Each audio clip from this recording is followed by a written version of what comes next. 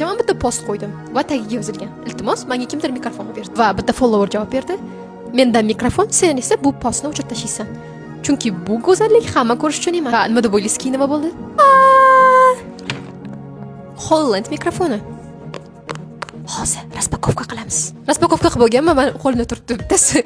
Men doimo nimalarni obzor qilayotgan paytimda o'shani avval ishlatib ko'rib, keyin hammaga advice beraman.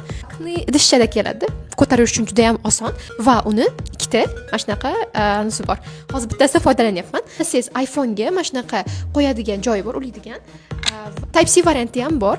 His qildim qanchalik baqirib gapirsam ham bu mikrofonda big'illab qolmaydi yoki pirillab qolmaydi. Oldingi mikrofonlar ishlatganimda juda ham ko'p pirillab qolgan, lekin bu men uchun juda ham mos mikrofon ekan. Idishchada mikrofonni zaryadchika va mana bunaqa anochasi bor. Momiqchasi bor. Shuni qo'ysangiz, mikrofoningiz qanaqadir background noise larni yozmaydi.